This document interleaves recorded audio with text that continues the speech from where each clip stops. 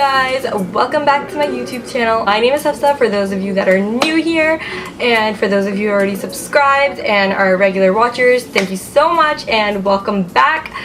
I haven't shot one of these makeup videos in such a long time, so you know what, I was like, today I'm gonna sit down and record this makeup look. Even though I wanted to do like a talk through and like talk to you guys as I got ready, it is just way too hot in the tri-state area East Coast. It is like 90 degrees today, and in order for me to do a talk through, that would mean I would have to turn off my AC and fans so you know the background noise shuts off. And I'm sorry, I can't do that. The light is just way too powerful. I actually have it off right now and I am burning up recording this intro.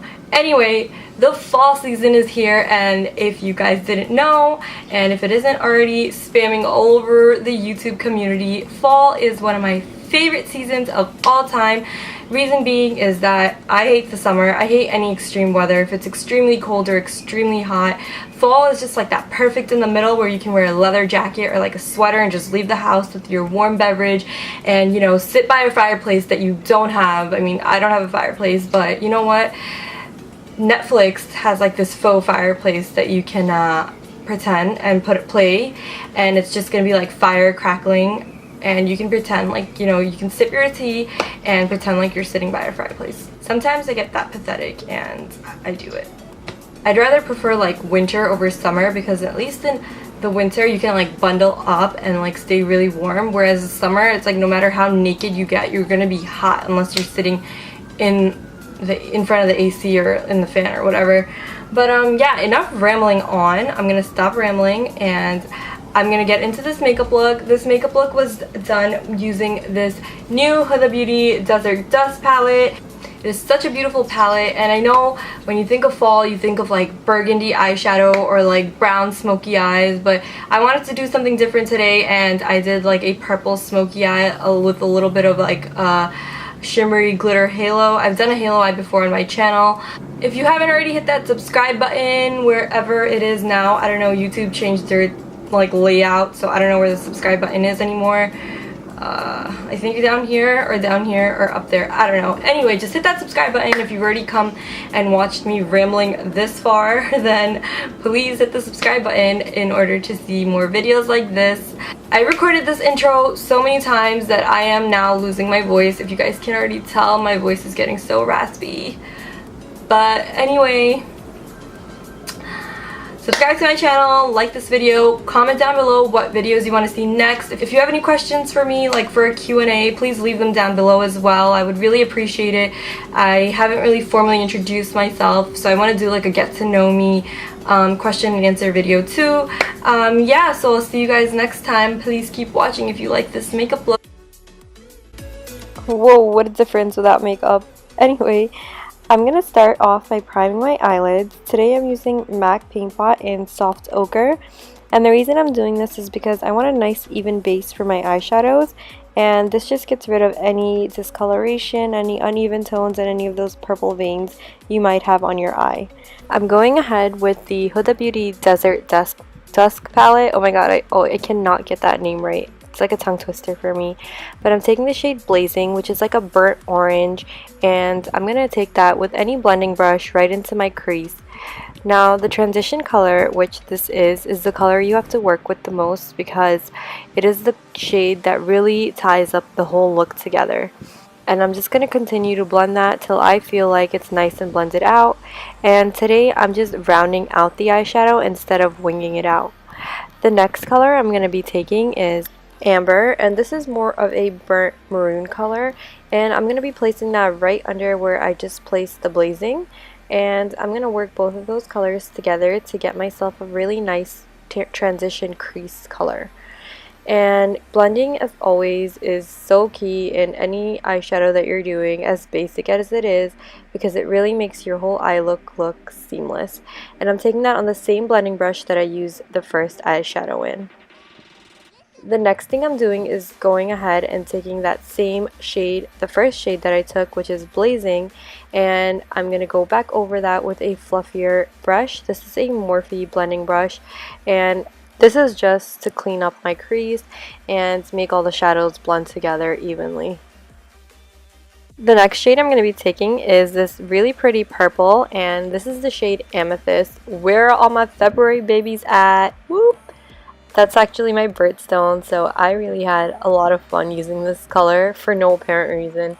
Um, and what I'm doing is taking this on the same fluffy Morphe blending brush, and I'm just going back and forth in windshield wiper motions, and I'm going to take that as low as I possibly can right on my eyelid. I don't want to take this shade way too high up into my crease because I want to leave those other orangey burgundy colors up there.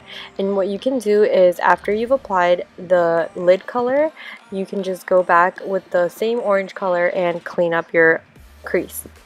The next shade I'm going to take is Twilight, and oh my god, this is such a beautiful color. As you can see, it's like a two-tone purpley silver color, and I'm going to place this right in the middle of my eyelid. And what this does is give it a halo effect. And then I take a blending brush and blend out that Twilight color so it doesn't look like it was placed there. The next thing I'm doing is taking the shades Saffron and Amber, and I'm going to place them under my eyelid to smoke out the under eye. So what you do at the top is kind of what you do at the bottom, and I kept poking myself in the eye, probably because I wasn't using the right brush. For my brow bone highlight, I'm taking the shade Desert Dusk, which is like a really pretty white matte shade, and then for my inner corner, I'm adding the same shade Twilight into the inner corner. For mascara, I'm taking the Voluminous Lash Paradise Mascara from L'Oreal. If you guys haven't heard about this mascara, it is so popular right now, and I can totally see why, because this makes my lashes so long and curly. I love the effect that it gives.